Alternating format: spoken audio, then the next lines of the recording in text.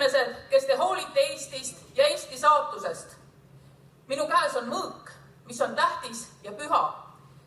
See mõõk on näinud päevi, kui läks tõeks tema peale graveeritud lause truuduses kindel. Selle mõõga ma kinkisin oma abikaasale tema sünnipäevaks ja see mõõk on mänginud kaasa mõnes minu ajaloolises näidendis, millega ma tahan promoda headust, õilsust ja üllust. Täna ma laenasin abikaasalt selle mõõga ja olen selle mõõgaga teie ees, et see tõsta ajaloolises kohas Liidia Koidula peaaegu elupaigas siin hotellis Liidia Tartu rahupäeval.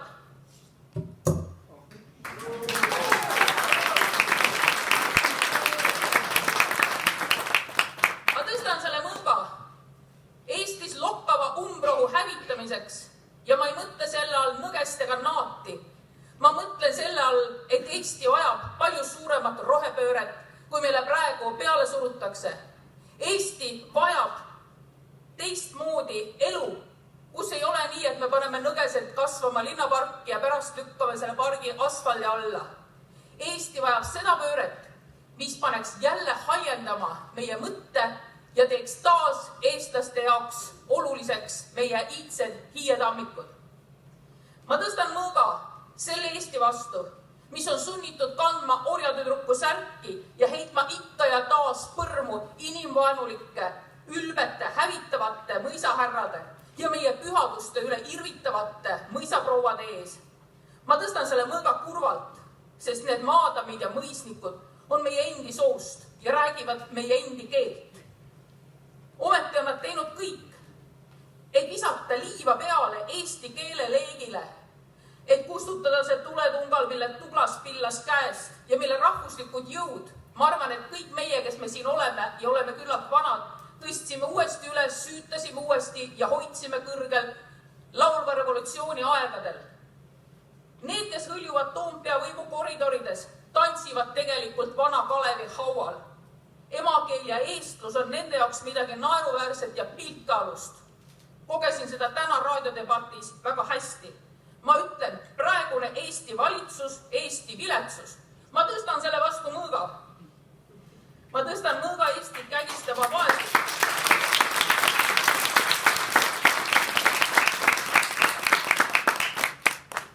Ma tõstan mõõga Eestit kägistava vaesuse vastu.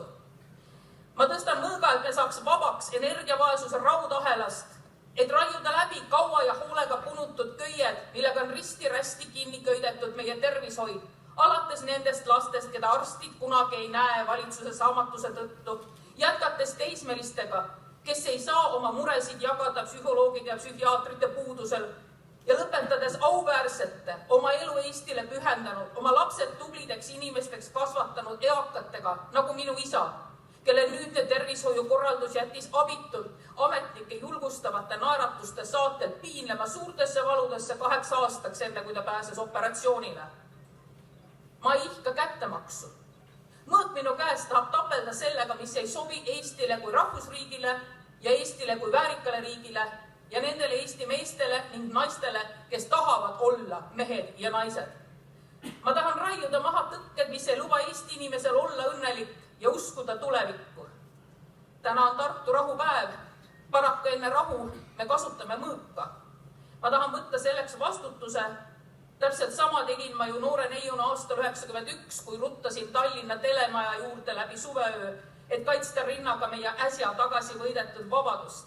Me võitsime ja ma tahan võita ka nüüd. Me kõik võidame, sest hallu tuleb pikali lüüa, selili keerata ja sundida teda loovutama võimu meile.